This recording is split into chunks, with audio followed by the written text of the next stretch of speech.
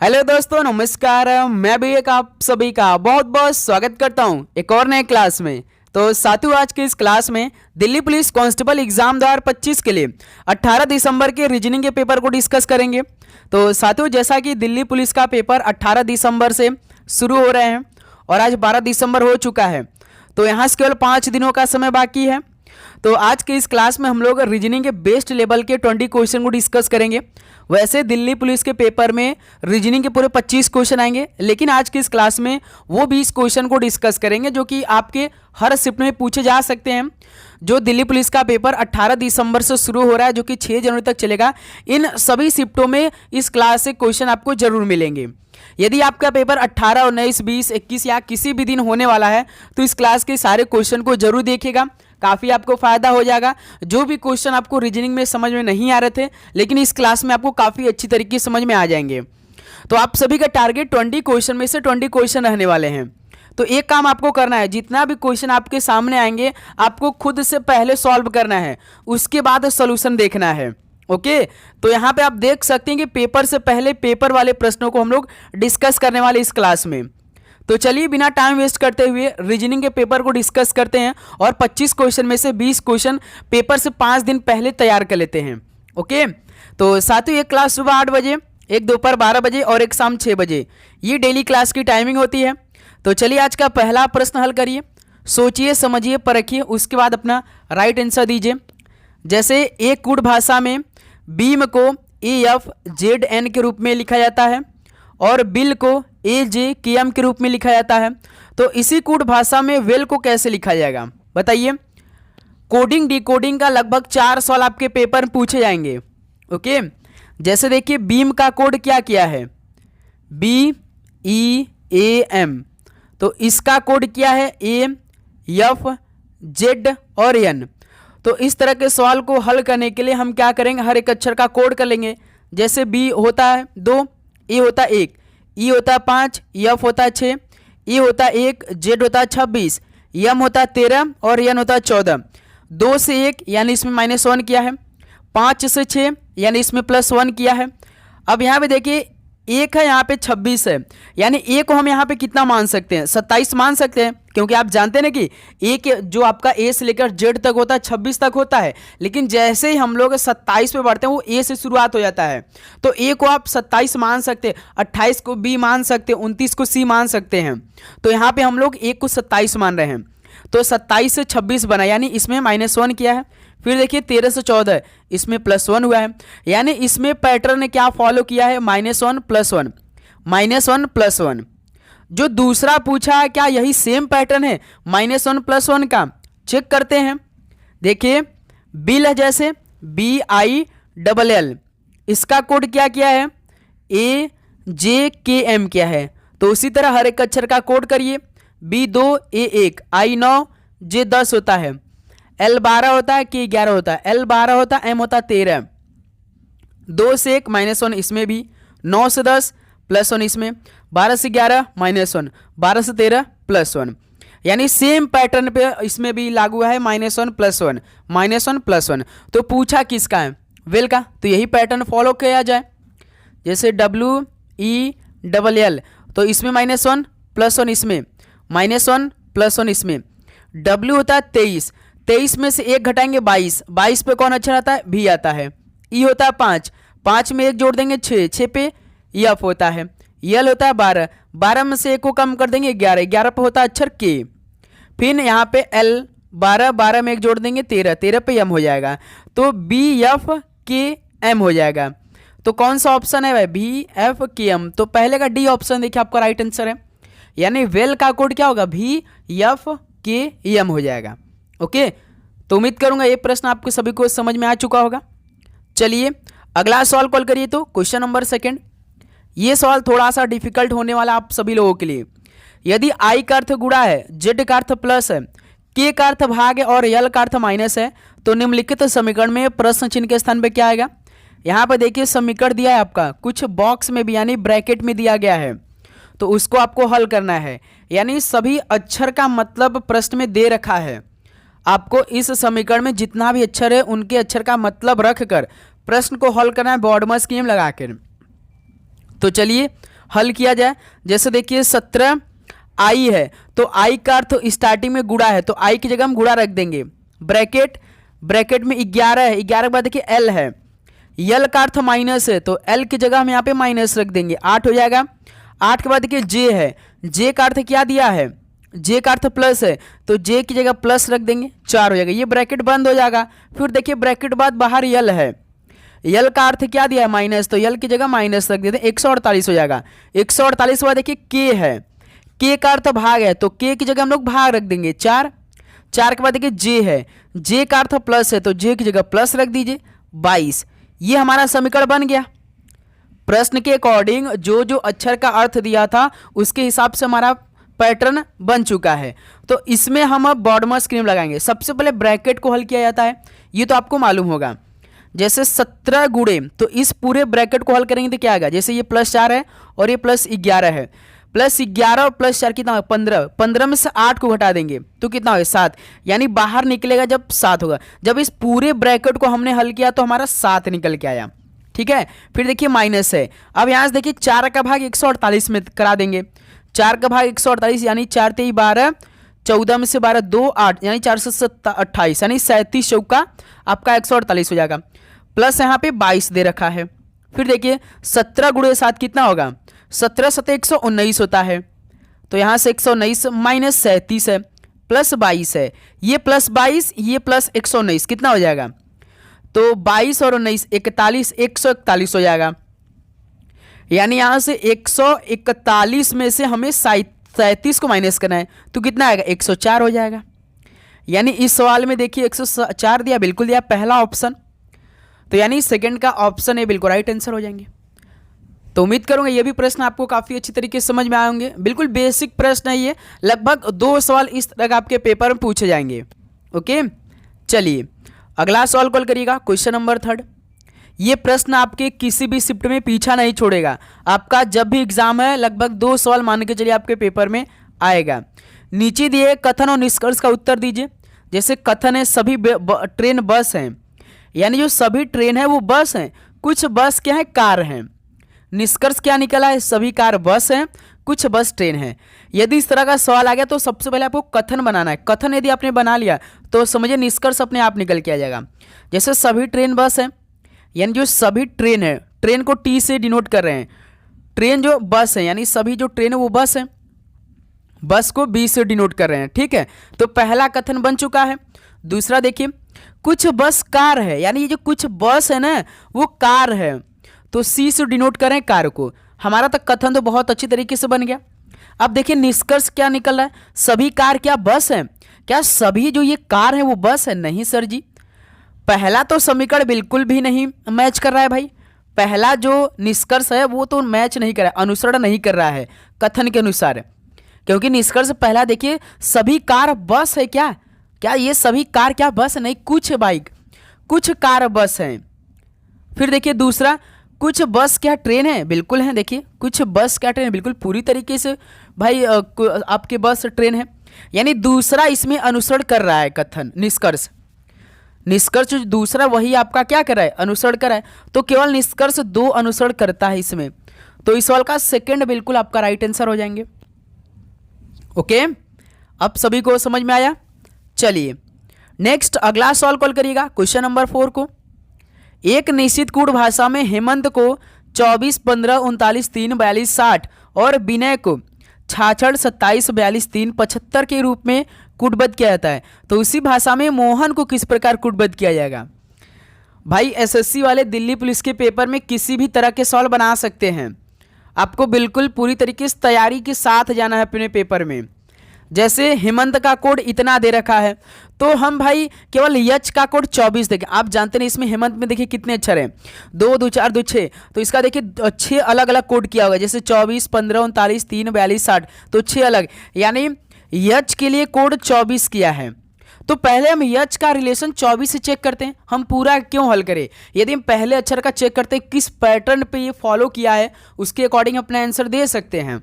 जैसे यच का कोड होता 8, आपको 8 से 24 बनाना है, तो इसमें हम यदि 3 का मल्टीप्लाई कर देंगे 24 बन सकता है ना मेरे दोस्त। देखिए प्रश्न में 24 कोड किया है, उसी प्रकार देखिए ई है, हेमंत में सेकंड अक्षर ई है, तो ई का कोड तो 5 होता है, लेकिन इसमें देखिए 15 कोड क्या है, तो इसमें 3 का मल्टीप्लाई कर दिए, 5 × 3 कर देंगे तो 15 हो जाएगा। फिर देखिए यम यहाँ पे है, यम का कोड इसमें 39 किया है। आप जानते हैं कि यम का कोड होता है 13, तो 13 में इसमें 3 का मल्टीप्लाई किया तो 39 बन गया। यानी जितना भी अक्षर है इनका कोड करने के बाद इनमें 3 का मल्टीप्लाई कर रहा है। जैसे बिना वाला चेक करिए, देखिए जैसे भी का कोड 66 किया है, तो भी तो होता है 22, लेकिन इसका कोड 66 किया है, तो 22 में यदि हम 3 का मल्टीप्लाई करेंगे तो 66 बन जाएगा। उसी प्रकार देखिए आई है, आई का कोड 9 होता है, लेकिन प्रश्न में तो 27 किया है, तो 9 में 3 का मल्टीप्लाई करिए 27 बन जाएगा। यानी हर एक अक्षर में 3 का दुगना करा है, 3 का मल्टीप्लाई करा है। जैसे मोहन है, यम का कोड होता है 13, 13 में 3 का मल्टीप्लाई कर देंगे 39। देखिए कौन सा ऑप्शन 39 से शुरू हुआ है, तो बी ऑप्शन, यही हमारा आंसर हो जाएगा। कोई और ऑप्शन देखिए 39 से शुरू नहीं किया है। उसी प्रकार ओ, जैसे देखिए सेकंड अक्षर ओ दिया है इसमें, तो ओ होता है 15, 15 में 3 का मल्टीप्लाई करेंगे 45, तो देखिए 45 इसमें दिया है। फिर यच है, यच का कोड 8 होता है, तो 8 में 3 का मल्टीप्लाई करेंगे 24, तो देखिए यहाँ पे 24 दिया। फिर ए होता है 1, 1 में 3 का मल्टीप्लाई करेंगे 3, जो कि 3 दिया। फिर यन होता है 14, 14 में 3 का मल्टीप्लाई करेंगे तो 42 हो जाएगा, जो कि लास्ट में देखिए 42 दिया है। यानी इस सवाल का बी ऑप्शन आपका बिल्कुल राइट आंसर हो जाएंगे। आपने तो मोहन का बता दिया, तो आप बताइए साथी विवेक का क्या होगा। VIVEK मेरे नाम का अक्षर है भाई, बताइए। चलिए विवेक के हर एक अक्षर का कोड करके आप बताइए, × 3 करके कितना आएगा, कमेंट करके सभी दोस्त बताएंगे भाई। चलिए अगला सवाल कॉल करते हैं, क्वेश्चन नंबर 5। उस विकल्प का चयन करें, प्रश्न चिन्ह को प्रतिस्थापित करें। यानी उस विकल्प का आपको चयन करना है जो प्रश्न चिन्ह को प्रतिस्थापित करने वाला है। बताइए, हल करिए। जैसे NAPE का कोड MZOD है, डल का कोड CTKK है, काइंड का रिलेशन क्या होगा। जैसे पहले नेप का कोड इससे किया है, डल का कोड इससे किया है, तो आपको काइंड का रिलेशन बताना है। चलिए हल किया जाए। जैसे कि पहले NAPE है, इसका कोड MZOD किया है, ई होता है 5, डी होता है 4, तो इसमें -1 किया है। पी होता है 16, ओ होता है 15, इसमें -1 किया है। ई होता है 1, जेड होता है 26, तो देखिए ए को यहाँ पे 27 मान लीजिए, 27 में से 1 को कम कर देंगे 26 हो जाएगा। यन होता है 14, यम होता है 13, इसमें ही -1 किया है। यानी इसमें तो भाई रिलेशन -1 का लगा हुआ है केवल। दूसरे का चेक करिए, देखिए डी के पहले सी आता है, यू के पहले टी आता है, यल के पहले के आता है, यल के पहले के आता है, यानी इसमें भी -1 का लगा है। जैसे काइंड है ना, KIND, तो के पहले कौन आता है। जैसे के होता है 11, 11 के पहले 10, 10 पे जे होता है। आई होता है 9, 9 से पहले 8, 8 पे कौन अक्षर आता है, यच आता है। 14 यन, यन से पहले 14 से पहले 13, 13 पे यम होता है, तो यम हो जाएगा। डी होता है 4, 4 से पहले 3, 3 पे कौन होता है, अक्षर होता है सी, यानी GHMC। देखिए डी ऑप्शन, सभी -1 हुआ है, तो इस सवाल का भाई आपका डी ऑप्शन क्या हो जाएगा, बिल्कुल राइट आंसर हो जाएंगे। अब सभी को समझ में आया। चलिए अगला सवाल कॉल करिए इसी बात पर, तो क्वेश्चन नंबर 6 को इस सवाल कॉल करिए। निम्नलिखित समीकरण में प्रश्न चिन्ह के स्थान पे क्या आएगा यदि प्लस और माइनस को आपस में बदल दिया जाए तथा गुणा और भाग को भी आपस में बदल दिया जाए। यहाँ पे समीकरण दिया है, सवाल कुछ कंडीशन दिया है, प्लस माइनस को बदलना है, गुणा और भाग को भी बदलना है इसी समीकरण में। चलिए हल करिए, क्या आएगा आप सभी का राइट आंसर। जैसे देखिए 53 है, माइनस है, तो माइनस को प्लस में बदलना है, तो माइनस की जगह प्लस रखेंगे 48, गुणा है तो भाग में बदल देते हैं 6, 6 के बाद भाग है तो गुणा में बदल देते हैं 9, प्लस है तो माइनस। ये हमारा समीकरण बनकर रेडी हो चुका है, तो इसमें बॉर्ड में स्कीम लगा देते हैं। 53 प्लस 6 का भाग 48 में 8 गुणा 9 -11, 53 प्लस 8 9 72 -11, तो 53 72 कितना होगा, 3 2 5 7 5 12, यानी 125 -11 यानी 114 हो जाएगा। क्या इस सवाल का बी ऑप्शन बिल्कुल परफेक्ट आंसर दे रखा है। बिल्कुल सर जी, ऑप्शन बी इस सवाल का बिल्कुल राइट आंसर हो जाएंगे।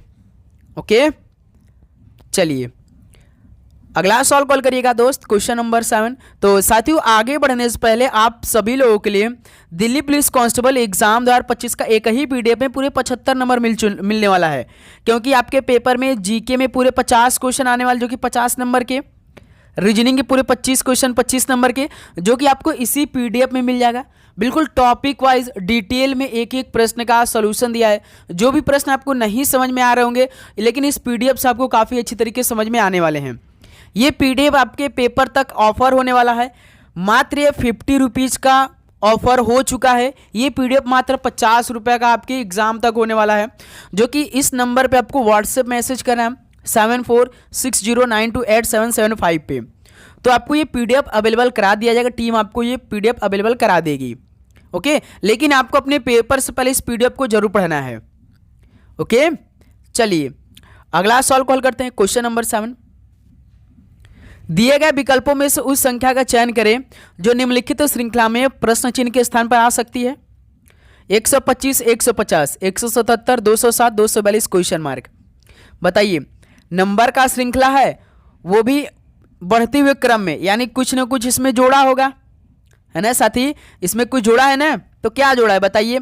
जैसे 125 150 तो इसमें 25 जोड़ दिया होगा। 150 से 177 तो इसमें प्लस 27 कर दिया है। 150 में 27 को जोड़ेंगे तभी तो आपका 177 होगा। 177 से 207 कितना जोड़ देंगे? तो इसमें 30 जोड़ दे क्या? बिल्कुल इसमें 30 जोड़ा है भाई। 177 में देखिए 30 जोड़ा जाए 7 0 7 7 3 10 की 0 1 1 1 2 यानी 207, बिल्कुल ठीक है। फिर उसी प्रकार 207 से 242 तो इसमें भाई आपका प्लस 5 कर दिया है, यानी प्लस 35। 207 में प्लस 35 करिए तभी तो आपका 242 होगा। देखिए 25 27 30 35, यानी इसमें प्लस 2, इसमें प्लस 3, इसमें प्लस 5। ये अभाज्य संख्या चल रही है भाई, जैसे 2 3 5, उसके बाद अगली संख्या अभाज्य संख्या 7 होती है। तो उसी प्रकार हम इस 35 में 7 को जोड़ेंगे, कितना आएगा? 42। अब इस 42 को 242 में जोड़ेंगे, कितना आएगा? 284 आ जाएगा। यानी 282 और 42 प्लस 42 कितना होगा? 284 हो जाएगा। यानी इस क्वेश्चन मार्क कीजिएगा, हमारा आंसर 284 मिलेगा, जो कि ऑप्शन भी बिल्कुल राइट आंसर है। तो इसमें भाई अभाज्य संख्या चल रहा है। तो 35 के बाद कौन संख्या आएगी? प्लस 7 करने पर प्लस 42 आएगी।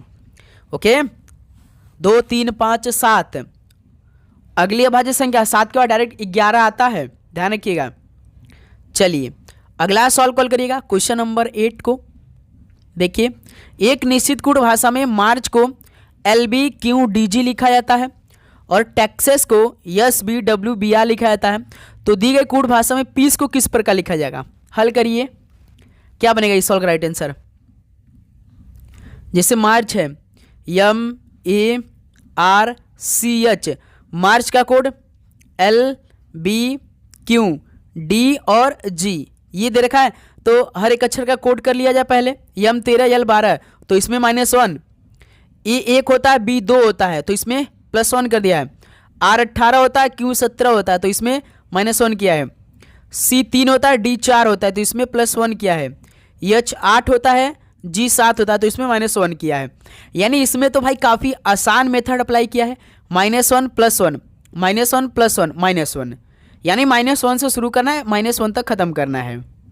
ओके, दूसरा भी चेक करिए, जैसे TAXAS इसका कोड SBWBR है। जैसे यस होता है 19, आर होता है 18। देखिए -1 यहाँ पे क्या है, स्टार्टिंग देखिए T20 यस 19, इसमें -1, बिल्कुल वही सेम प्रोसेस। जैसे A 1 होता है, B 2 होता है तो इसमें +1 है। X होता है 24, W होता है 23 तो -1। अब सभी को मालूम हो चुका होगा कि इसमें सेम प्रोसेस -1 +1। तो पूछा किसका? पीस का पूछा है। तो देखिए PIECE पीस। जैसे P होता है 16 तो -1 कितना आएगा? 15, 15 पे O।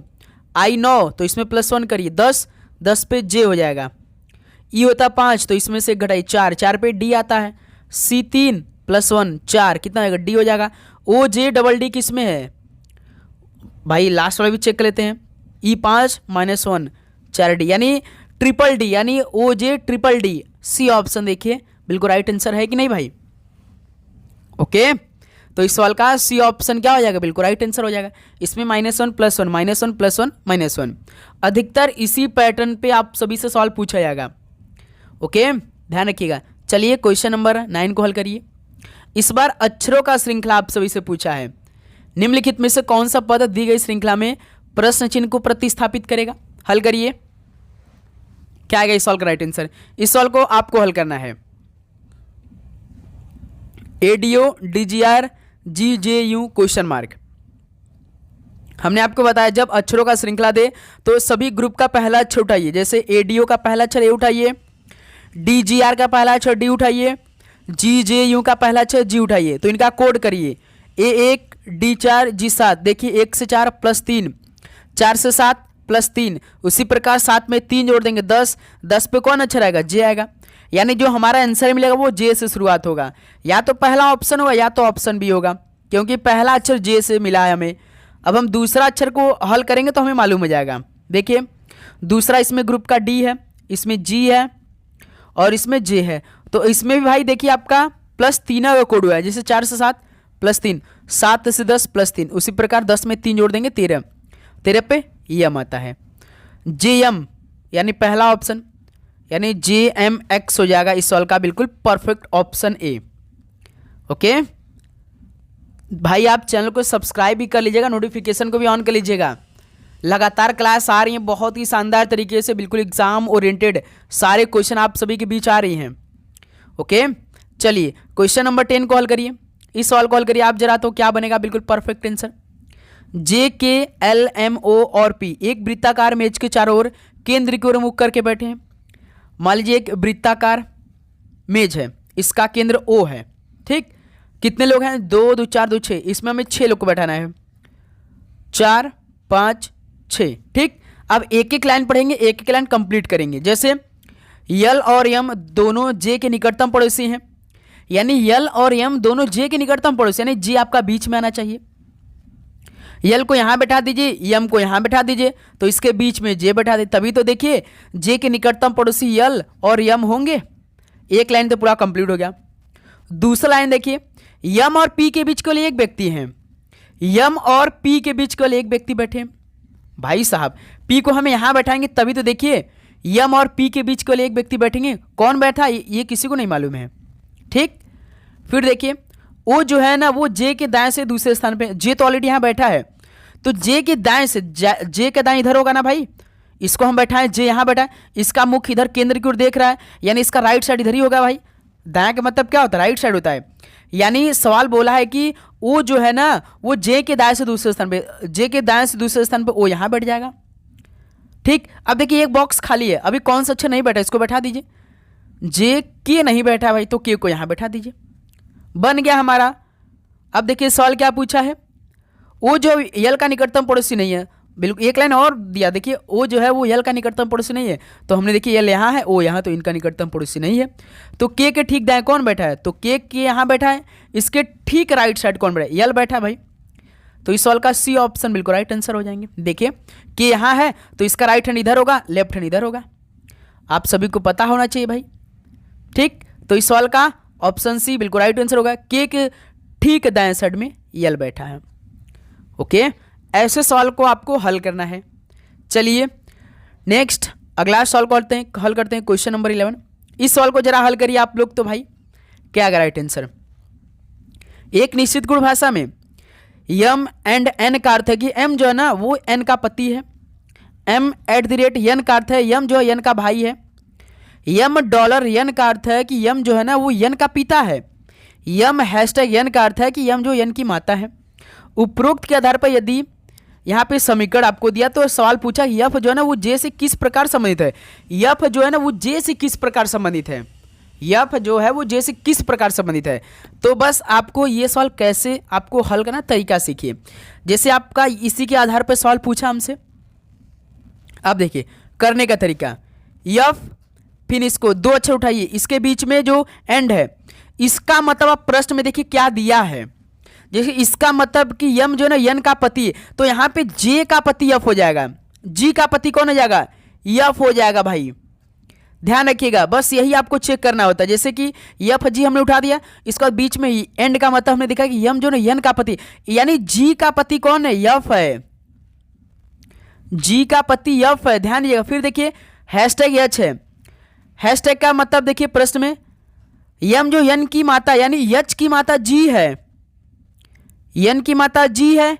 फिर देखिए @आई है, तो आई @ का मतलब क्या दिया प्रश्न में? @ का अर्थ दिया कि यम जो यन का भाई है, यानी आई का भाई यहां पे यच हो जाएगा, ठीक। फिर देखिए $J है, $J है, डॉलर का मतलब क्या दिया है? डॉलर का मतलब यम जो यन का पिता यानी जे का पिता कौन है भाई?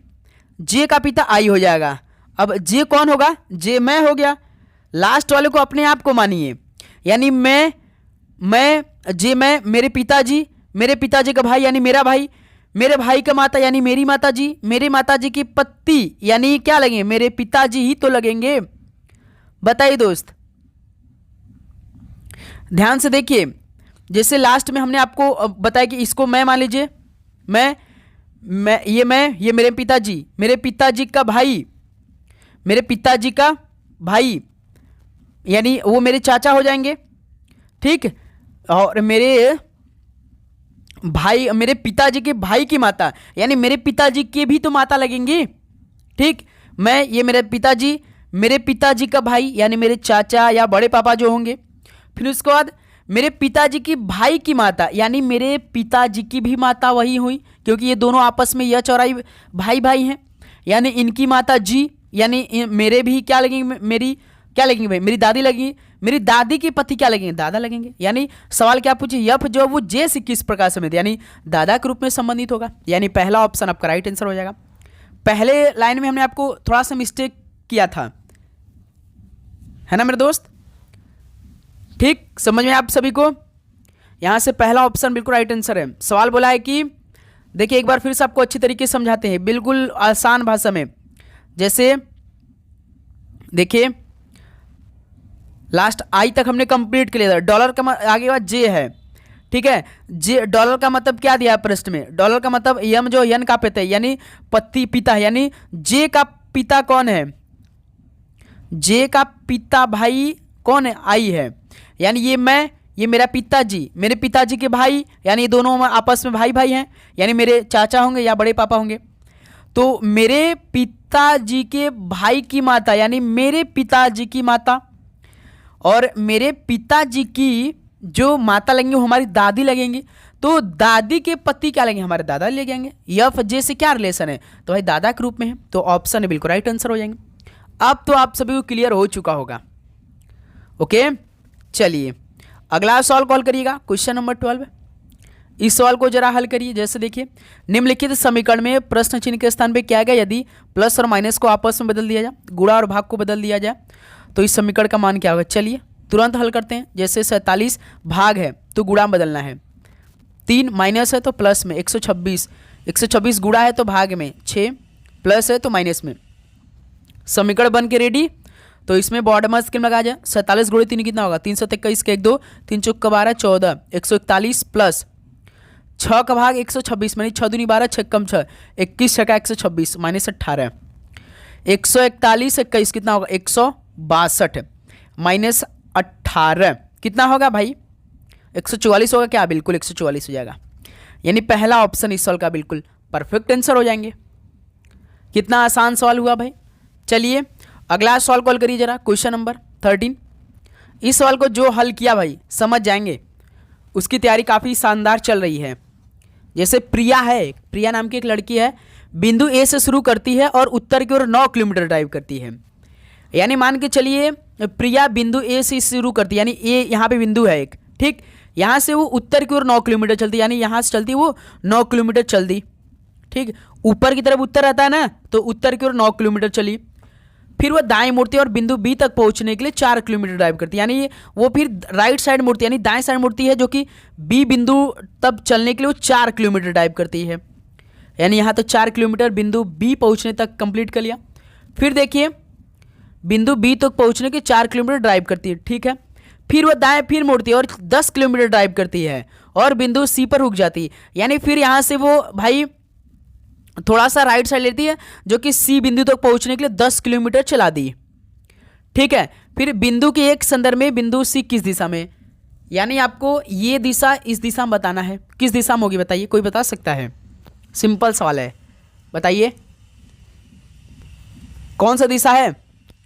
क्या दक्षिण पूरब है? हमारे हिसाब से दक्षिण पूरब, क्योंकि आप जानते ना ये आपका दिशा ईस्ट वेस्ट नॉर्थ साउथ, तो east west north south east के बीच में है ये। इधर कौन सा है? साउथ ईस्ट है, यानी साउथ मतलब दक्षिण, ईस्ट मतलब पूर्व, यानी दक्षिण पूरब के बीच में है। तो बिंदु ए के संदर्भ में बिंदु सी किस दिशा में है? तो दक्षिण पूरब में है। ऑप्शन है बिल्कुल राइट आंसर हो जाएंगे। एक सवाल आपके पेपर में श्योर 110% आएगा। समझ में आएगा नहीं आप सभी को? बताइए दोस्त मेरे, जैसे जैसे सवाल पूछा है, जैसे जैसे जिस दिशा में घुमाएगा उसी की दिशा में आपको घुमा देना है, सिंपल सा। ओके, चलिए अगला सवाल कॉल करिए, क्वेश्चन नंबर 14। इस सवाल को हल करिए भाई, क्या आएगा राइट आंसर? यदि प्लस का अर्थ माइनस है, माइनस का अर्थ गुणा है, गुणा का अर्थ भाग है और भाग का अर्थ प्लस है, तो निम्नलिखित समीकरण में व्यंजक का मान क्या होगा? यहाँ पे समीकरण दिया है, तो चलिए रखते हैं। जैसे 20 है, गुणा है, गुणा का अर्थ भाग है, तो गुणा की जगह हम लोग भाग रख देंगे। 5 के बाद देखिए माइनस है, माइनस का अर्थ गुणा है, तो माइनस की जगह गुणा 7। फिर भाग है, भाग का अर्थ प्लस है, तो भाग की जगह प्लस रख देंगे 4। 4 के बाद देखिए प्लस है, प्लस का अर्थ माइनस। ये हमारा समीकरण बनकर तैयार हो चुका है प्रश्न के हिसाब से। तो इसमें बोर्ड में स्क्रीन लगाया जाए, 5 का भाग 4 में देंगे तो 5 का भाग 20 में देंगे 4, गुणा 7 प्लस 4 माइनस 3। ठीक, 4 7 28, 28 4 32, 32 में से 3 को घटा देंगे 29। थोड़ा सा आपको smart work plus fastly solve करना पड़ेगा, इसलिए अपना स्पीड कैलकुलेशन को इंक्रीज करिए, तभी मज़ा आने वाला है पेपर में। अन्यथा आपका पूरा 100 क्वेश्चन हल नहीं हो पाएगा। ध्यान रखिएगा, 90 मिनट में 100 क्वेश्चन को हल करना है। वैसे दिल्ली पुलिस के पेपर में आपका हो जाएगा भाई, क्योंकि 60 क्वेश्चन तो आपको जीके और कंप्यूटर के मिलेंगे, 25 क्वेश्चन आपका रीजनिंग के मिलेंगे, 15 क्वेश्चन आपका मैथ के मिलेंगे, लेकिन 40 क्वेश्चन भाई रीजनिंग मैथ। देखिए 20 क्वेश्चन को हल करने में हम लोग के पास कितना समय लगा दे रहे हैं, हम लोग चेक करते रहिए आप लोग। तो थोड़ा सा प्रैक्टिस फास्टली रखिएगा आप लोग। क्वेश्चन नंबर 15 कॉल करिए। एक निश्चित कूट भाषा में हेन को 9 के रूप में कूटबद्ध किया जाता है और आफ्टर को 25 के रूप में कूटबद्ध किया जाता है। उसी भाषा में स्मॉलेस्ट को किस प्रकार कूटबद्ध किया जाएगा? बताइए। जैसे हेन है, इसका कोड आपको 9 दे रखा है, कैसे दिया है बताइए, हल करिए। जैसे हम इनका कोड करेंगे, एच होता 8, ई होता 5, एन होता 14, इसको जोड़ा जाए 8 5 13, 13 14 27, 27 से 9 बनाना है, यानी इसमें हम 3 का भाग कर सकते हैं क्या? 3 का भाग 27 में, यानी 3 अक्षर हैं तो इनका भाग करेंगे 9 आ जाएगा। या तो ऐसे करिए, या तो मेरे दोस्त आप इस तरह भी कर सकते हैं। जैसे इतना टिटिम्मा क्यों करें, जैसे ये 3 अक्षर हैं हेन में, तो 3 का स्क्वायर कितना होता है? 9, इनको जोड़कर इसका स्क्वायर कर दीजिए। अब उसी प्रकार आफ्टर को भी चेक कर लिया जाए, जैसे AFTER, आफ्टर का कोड 25 किया है ना, तो आफ्टर में देखिए 5 अक्षर हैं, तो 5 का स्क्वायर देखिए किया 25। क्यों हम इनका हर एक अक्षर का कोड करें, जोड़े, उसका जितना अक्षर उससे भाग कराएं, बहुत टाइम जाएगा। तो डायरेक्टली स्मॉलेस्ट देखिए दिया SMALLEST, जैसे 1 2 3 4 5 6 7 8, इसमें 8 अक्षर है तो 8 का स्क्वायर कर दीजिए, 64 इस का राइट आंसर हो जाएगा। यानी स्मॉलेस्ट का कोड कितना होगा? 64 हो जाएगा, जो कि बी ऑप्शन आपका बिल्कुल परफेक्टली आंसर दे रखा है। ओके, तो इसी बात पे कह रहे हैं भाई, आप थोड़ा सा कोई स्मार्ट वर्क पे चलना है, ऑप्शन को ध्यान से देखिए, प्रश्न को ऑब्जर्व करिए, तो पूरा मेथड जितना भी आपके दिमाग में मेथड आप इस्तेमाल करके गए हो, पूरा मेथड को अप्लाई करिए। आपका 25 में से 25 क्वेश्चन सही होगा, गलत का आप कभी नहीं कर पाएंगे। चलिए दोस्त, क्वेश्चन नंबर 16 कॉल करिए। उस विकल्प का चयन कीजिए जो 5वीं संख्या से उसी प्रकार संबंधित है जिस प्रकार चौथी संख्या तीसरी संख्या से है और दूसरी संख्या पहली संख्या संबंधित है। बताइए भाई। जैसे 76 के लेसन 69 से है, 49 के लेसन 54 से है, तो 69 के लेसन किससे होगा? बताइए भाई। चलिए, जो इस सवाल का राइट आंसर बता दिया हमारे तरफ से, उसको 101 रुपये की नाम। आप लोग अपना कमेंट बॉक्स में हमें अपना स्कैनर भेज दीजिएगा या टेलीग्राम आप ज्वाइन कर लीजिएगा, डिस्क्रिप्शन बॉक्स में लिंक है, वहाँ आपको प्रोवाइड कर देंगे, लेकिन पूरी ईमानदारी के साथ। बताइए क्या आएगा? सबसे पहले 10 सेकंड का समय आपके पास, हल करिए। चलिए बताइए सॉल्व का राइट आंसर क्या होगा, निकल के आएगा, बताइए। जैसे पहला रिलेशन चेक करिए, 76 का रिलेशन 69 से कैसे बना होगा, 76 से 69, इसी 76 से आपको 69 बनाना है। तो इसमें ध्यान रखिएगा, 76 जो है ना, ये जो 76 का पहला अंक 7 माइनस करके 69 बनाया है। ध्यान रखिए 76 है तो 76 का पहला अंक देखिए 7 में से आप माइनस करेंगे 76 में से तो 69 बन जाएगा। उसी प्रकार देखिए 49 से आपको 54 बनाना है, 49 से आपको 54 बनाना है, ठीक है। तो उसी प्रकार 49 में से यदि आप 4 को कम करेंगे तो 45 होता है। यहाँ भाई आपका 45 है, यहाँ पे आपका 45 है, ध्यान रखिएगा, यहाँ पे मिस्टेक है, 54 है, यहाँ पे 45 है मेरे दोस्त। तभी आपका देखिए 54 में से यदि 4 को यही पहला डिजिट अंक उठाएंगे तो कितना होगा, 45 हो जाएगा। उसी प्रकार देखिए 69 है तो 69 में से 6 को माइनस कर, ये इकाई अंक दहाई अंक वाला 6 दहाई अंक है, तो 69 में से 6 घटाएंगे 63।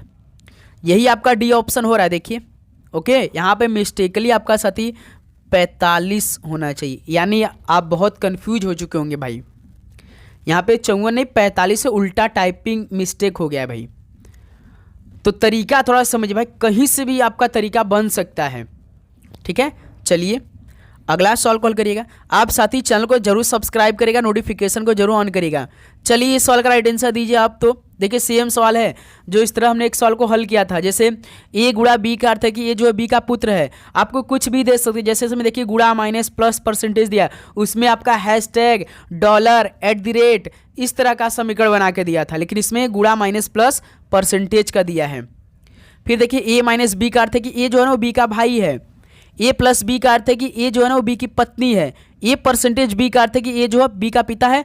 तो यदि यम प्लस एन गुणा P percentage yes minus T है तो यम का टी से क्या संबंध है, यानी यम का टी से क्या संबंध है, यम का टी से क्या संबंध है, चेक करिए। जैसे देखिए यम यहाँ पे प्लस एन है, तो प्लस क्या डिनोट कर रहा है प्रश्न में, प्लस आपका डिनोट कर रहा है कि ए जो है ना वो बी की पत्नी, यानी एन की पत्नी कौन है, यम है,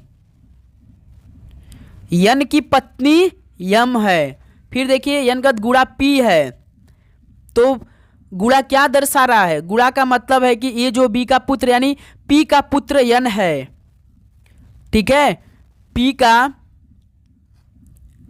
का पुत्र यन है। फिर देखिए परसेंटेज यस है, परसेंटेज का मतलब प्रश्न में लास्ट वाले में देखिए ये परसेंटेज बी का अर्थ है कि ये जो बी का पिता यानी यस का पिता बी है, पी है, यस का पिता पी है। फिर उसके बाद माइनस टी है, माइनस क्या डिनोट कर रहा है, क्या दर्शा रहा है प्रश्न में, ए माइनस बी का अर्थ ये जो बी का भाई यानी टी का भाई यस है, ठीक। हमने आपको बताया है जब इस तरह का सवाल है तो लास्ट वाले को अपने आप को मानिए, ये मैं, ये मेरा भाई, यानी यस और टी आपस में भाई भाई हैं। ये हमारे पिताजी पी, यानी हमारे पिताजी दोनों को पी, पिता के पुत्र यानी हमारे कुछ क्या लगेंगे भाई, क्या लगेंगे भाई, हमारे कुछ न कुछ यहाँ पे भाई ही लगेंगे। पुत्र की पत्नी यानी हमारे क्या रिलेशन लगेंगे भाई, तो टी से यम का टी से क्या रिलेशन है बताइए साथी, भाभी लग सकती है क्या, भाभी हो सकती है भाई, भाभी हो सकती हैं, क्यों भाई, यानी हमारे पिताजी के पुत्र की पत्नी हमारी क्या लगेंगी, भाभी ही तो लगेंगी भाई, और क्या लगेंगी बताइए, बताइए समझ में आप सभी को, यानी हमारे पिताजी के पुत्र की जो पत्नी लगेंगी यानी हमारे बड़े भाई की पत्नी क्या लगेंगी, भाभी तो लगेंगी। तो यम का टी से क्या संबंध है, भाभी का संबंध है। तो इस सवाल का बी ऑप्शन बिल्कुल परफेक्ट आंसर हो जाएंगे, ओके। चलिए तो इस तरह आपको सवाल को सॉल्व करना है। क्वेश्चन नंबर 18 कॉल करिए। एक निश्चित तर्क का अनुसरण करते हुए 20 से 30 से संबंधित है, उसी तर्क का अनुसरण करते हुए 30 45 से संबंधित है, तो उसी तर्क का उपयोग करते हुए निम्नलिखित में से कौन सी संख्या 120 से संबंधित है, बताइए। चलिए भाई हल करिए। जैसे 20 का रिलेशन 30 से किया है, 30 का रिलेशन 45 से किया, कैसे भाई, हल करिए। आपको 20 से 30 बनाना है, किसके आधार पे आप 20 से 30 बना सकते हैं, क्या 20 में करेंगे कि 30 बन जाएगा बताइए। तो इसमें 1.5 का गुणा कर दीजिए, यानी 1.5 का मल्टीप्लाई करिए, कितना आएगा भाई। 20 में जब आप 20 में जब आप 1.5 का मल्टीप्लाई करेंगे तो 30 बन जाएगा। उसी प्रकार 30 में 1.5 का मल्टीप्लाई करेंगे तो 45 बन जाएगा। तो पूछा किसका है? 120 गुणे 1.5, 120 से कम 120, 120 का आधा 60, यानी 180 हो जाएगा। क्यों भाई बताइए? 180 आना चाहिए भाई। ये तो भाई केवल 80 दे रखा है, यानी इस सवाल का बी ऑप्शन बिल्कुल परफेक्ट आंसर है। यहाँ पे 180 होना चाहिए भाई। 120 में जब हम कितने का मल्टीप्लाई करेंगे भाई? 1.5 का मल्टीप्लाई करेंगे तो कितना आएगा भाई बताइए? तो 100 कितना आएगा आपका? 120 में 1.5 का मल्टीप्लाई करेंगे कितना? 120 और आधा 120 का 60, 180 आएगा भाई। तो यहाँ से बी ऑप्शन आपका बिल्कुल परफेक्टली आंसर होगा मेरे दोस्त।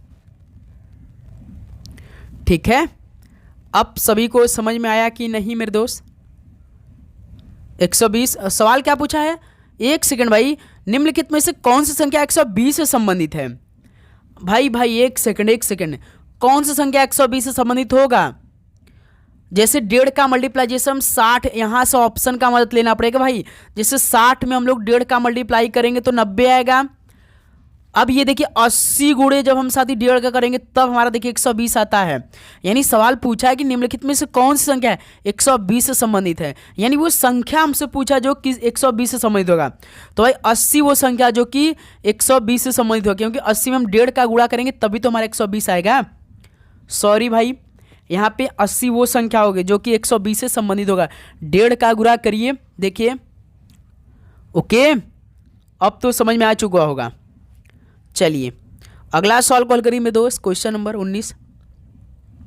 इस सवाल को हल करिए। देखिए, उस समुच्चय का चयन करें जिसमें संख्याएं आपस में उसी प्रकार संबंधित है जिस प्रकार प्रश्न में दिए गए समुच्चय की संख्या आपस में संबंधित है। जैसे दोस्त आप सभी को 2 बॉक्स दे रखा है। जैसे पहला बॉक्स में आपका 54, 51, 48 है। जब इस तरह के सवाल को आपको हल करना शुरू करें आप, तो सबसे छोटे से बड़े के रूप में आपको लिख लेना है। जैसे पहले आप 48 नंबर लिखिए पहले बॉक्स में, फिर 51 लिख लीजिए, उसका 54 लिख लीजिए।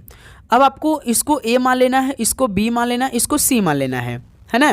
तो अब आपको यही सी आंसर सबसे बड़ा नंबर लाना होता है, वो भी ए और बी की मदद से। यानी ए बी में आप ऐसा काम करें, 4 काम। तो सबसे पहला काम करना है, पहले प्लस करना है फिर माइनस करना है। इसी प्लस में से जो आपका आंसर आएगा देखेंगे कैसे बन सकता है। जैसे देखिए हल करते हैं तो आपको समझ में आएगा। तो सबसे पहले हम इन दोनों को आपस में जोड़ेंगे, 48 और 51 को। कितना आएगा? 8 1 9 4 5 9, यानी 99। अब 99 से 54 आपको बनाना है।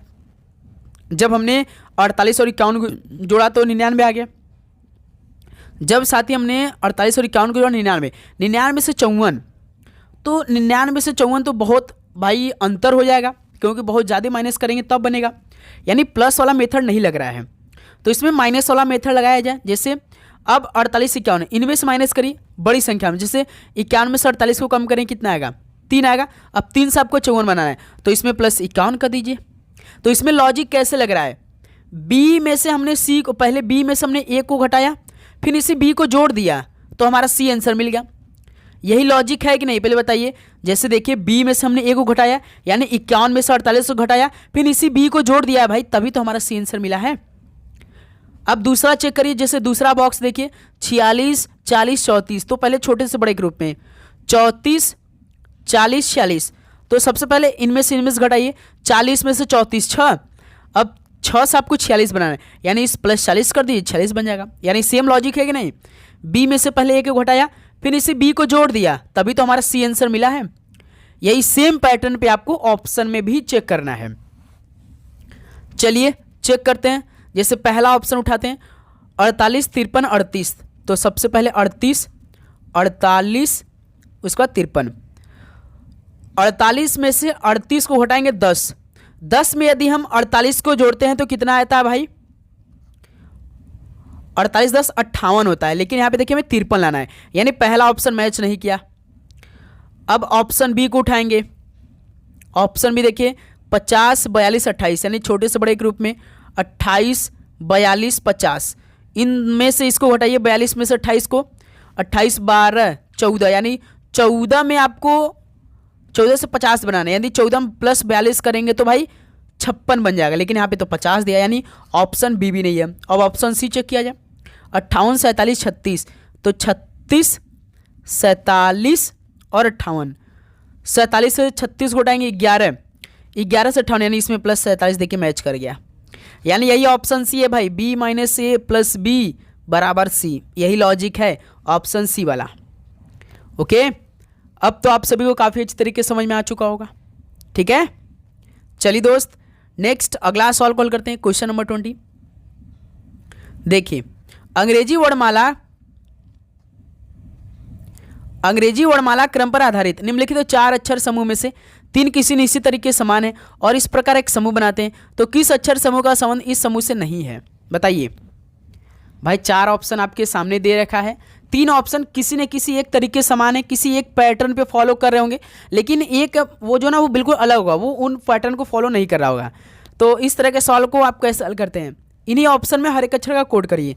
जैसे आर होता है 18, एक्स होता है 24, यू होता है 21, 18 से 24 प्लस 6 हुआ है, 24 से 21 माइनस 3 हुआ है। पहले में तो प्लस 6 माइनस 3 हुआ है। दूसरा ऑप्शन देखिए, आई होता है 9, ओ होता है 15, तो इसमें प्लस 6 हुआ है, फिर यल 12 तो इसमें माइनस 3 हो गया, 2 कॉमन मिल गया भाई। अब जो अलग आएगा वही आंसर हो जाएगा। ऑप्शन सी देखिए, यम यस हो, यम होता है 13, यस होता है 19, इसमें भी भाई प्लस 6 हुआ है, फिर ओ होता है 15, देखिए 19 से 15 इसमें प्लस माइनस 4 कर दिया है। यही लॉजिक अलग अलग रहा है, क्योंकि देखिए माइनस 4 हो गया, अलग मिल गया। अब ऑप्शन डी चेक कर लीजिए, यफ यल आई, यफ होता है 6, यल 12 तो इसमें प्लस 6 हुआ है, आई होता 9, 12 से 9 यानी माइनस 3 मिल गया कि नहीं? ऑप्शन सी अलग, क्योंकि इसमें माइनस 4 का लॉजिक लगा है। ठीक है, तो इस तरह से सी ऑप्शन बिल्कुल राइट आंसर हो जाएंगे। तो बताइए साथी, किसी भी प्रश्न पे आपको इसमें डाउट है तो कमेंट में जरूर बताइए। बताइए दोस्त। तो उम्मीद करूंगा दोस्त आपको हर एक क्वेश्चन काफ़ी शानदार तरीके से समझ में आएंगे, किसी प्रकार का आपको दिक्कत नहीं आई होगी, सारे क्वेश्चन आप काफ़ी अच्छी तरीके से हल किए होंगे। यदि है तो कमेंट में जरूर बताइएगा। लगातार आप सभी के बीच क्लास आएगी और आप सभी को एग्ज़ाम के लिए बेस्ट ऑफ लक। और जो आज दोपहर आपको 12 बजे क्लास हुआ है और सुबह 8 बजे जो क्लास हुई है, यदि आपने उस क्लास को नहीं देखा है तो कंप्लीट देखिए पहले, काफ़ी आपको बेनिफिट होने वाला है। हर एक क्वेश्चन उस पेपर में आपको मिलेंगे, उस पेपर से। ओके मेरे दोस्त, और आप लोग अपना एग्जाम डेट हमें जरूर बताइएगा, और जो पीडीएफ हमने आपके लिए प्रोवाइड किया 50 रुपये में, उसको आपको जरूर लेना है। ओके, तो चलिए दोस्त इस क्लास को यहीं समाप्त करते हैं। आप चैनल को सब्सक्राइब करिए, नोटिफिकेशन को ऑन करिए। मिलते हैं साथ ही एक और नए क्लास में। आप सभी को जय हिंद, जय भारत। पढ़ाई करते रहिए। All the very best. धन्यवाद।